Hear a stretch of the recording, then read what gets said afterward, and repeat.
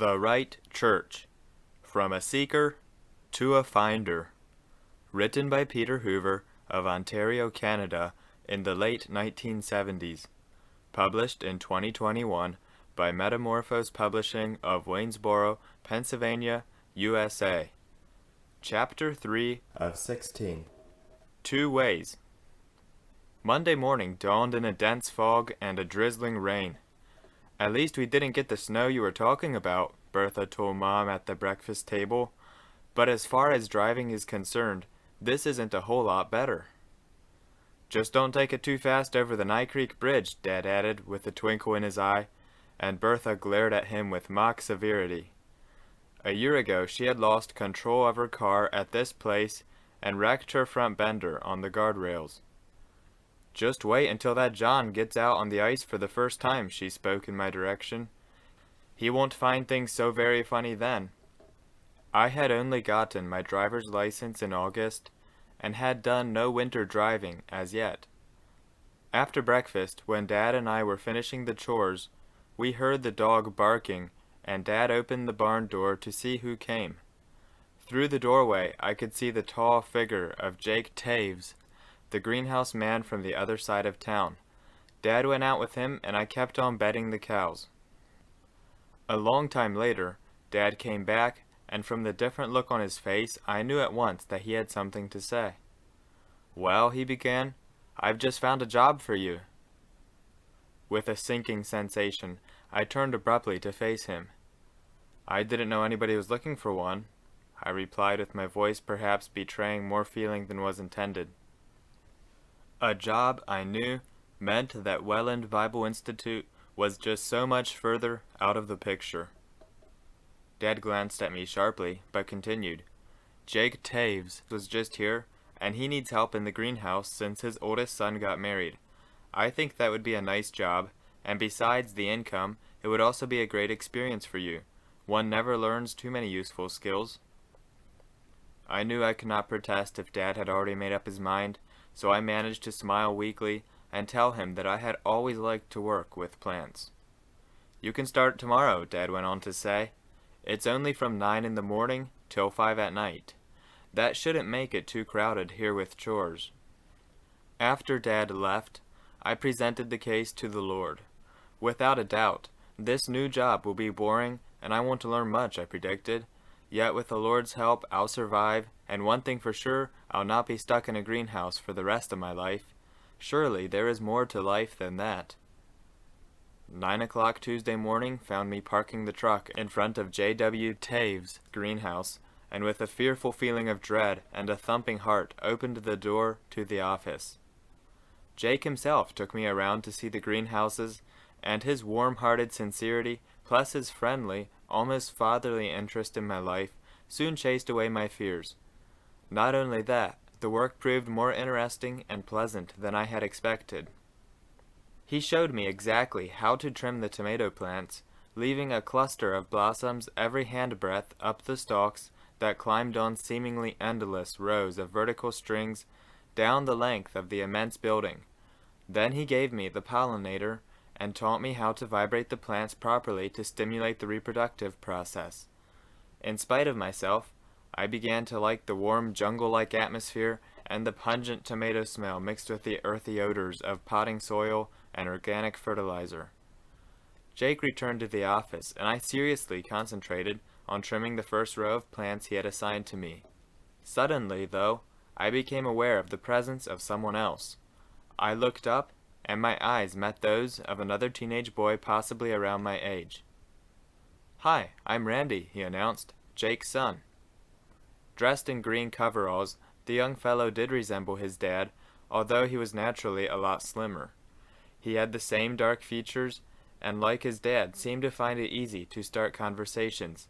Certainly not stuck up or snobbish, I decided, even though he's MB and I'm old order. "You're from close to the Bible Institute somewhere, aren't you?" he asked me. "Right," I answered. "Just out the north end of town on Niagara Street. We're the first farm out." Throughout the rest of the day, Randy and I found ourselves within talking distance, and gradually became better acquainted.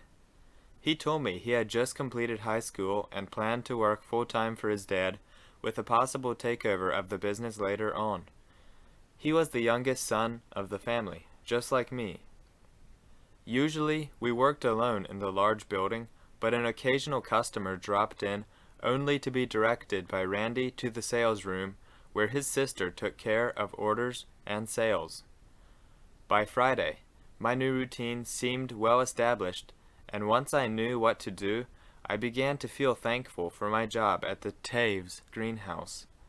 This in spite of the fact that everyone at home now claimed my clothes smelled like tomatoes rather than cows when I came in for the evening meal.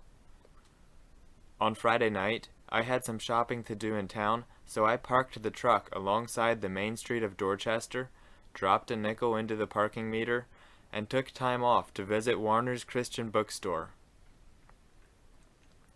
Old Levi Warner greeted me with his customarily sharp stare when I entered. Even his thick glasses, rings upon rings, did not seem to fix his nearsightedness. Funny he ran a bookstore, I thought to myself, or did his problem perhaps stem exactly from that? I ignored his scrutiny and began to hunt for something interesting. Every shelf in his store bulged with all manner of books and stationery of all kinds. Well stocked and quite busy, Levi's business reflected perhaps on the fact that it was the only one of its kind in town.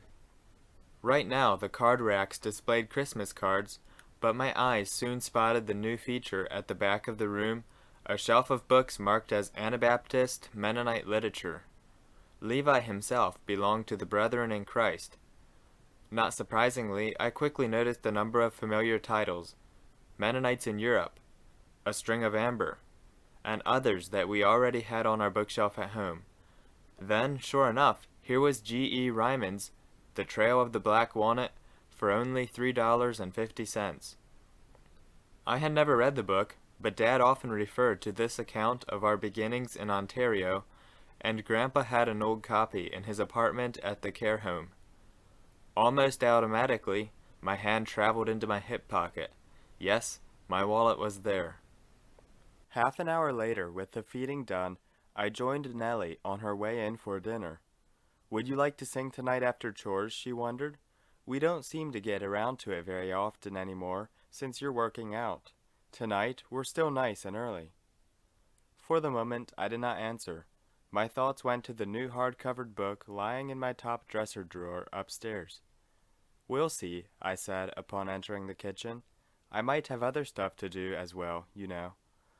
Long after the girls had finally quieted down and the hall light had switched off from downstairs, I still lay on my tummy in bed. The trail of the black walnut opened before me. The years of this present century seemed to slip away, and I found myself back with the Sternamans, the Wolfes, the Byers, the Hoovers, and Sealers when they arrived in the late 18th century to establish the Dorchester community. I read how they left their homes in Pennsylvania to trek through the wilderness with their oxen and Conestoga wagons all the way to Canada. Weeks and months on the way. Then, bit by bit, the story unfolded of how these first outposts in the bush became the communities we know today. Somehow, I felt strangely stirred when I realized how these settlers had braved innumerable hardships to establish our congregation, and how their efforts now seem almost futile. The vast majority of their descendants, it now seemed, had lost their way with God and just evaporated into the Canadian society around us, their precious values lost, their martyrs' heritage forgotten, and their hopes of life after death seriously diluted or else utterly gone. What are we remaining old order families supposed to do about it? Just talk about Noah's family in the ark? Somehow, our unhappy congregation did not seem much like an ark of safety to me. With a strange sense of foreboding, I tried to pray, but did not really know where to start. Were we young people here at Dorchester responsible to do anything about it, saving the church from ruin? How on earth would we do it? Bertha was baptized. Nellie knew the Lord to a degree. We talked about serious things often, and I knew she also prayed. About our cousins, who knows? All sorts of influences. Did God really expect us to commit our lives to the cause of one troubled congregation of Old Order Mennonites? It seemed unlikely, yet one thing became more and more obvious as I thought and read. There are two ways to go as a Christian, the narrow way of the martyrs, and the wider, easier way, also Christian, yet just a lot more livable and perhaps more productive. If only I knew for sure who was on which track. That would make it a lot easier to choose. Whatever the case, I found myself praying, Lord, help me and my family and our church to find your way again, out of the dark and gloomy woods, back out into the light where we could see you and walk with you like our people did years ago. Would you help us, please, to find the right trail? Troublesome thoughts revolved through my brain as I reached out to switch off the light and curled under the covers to sleep.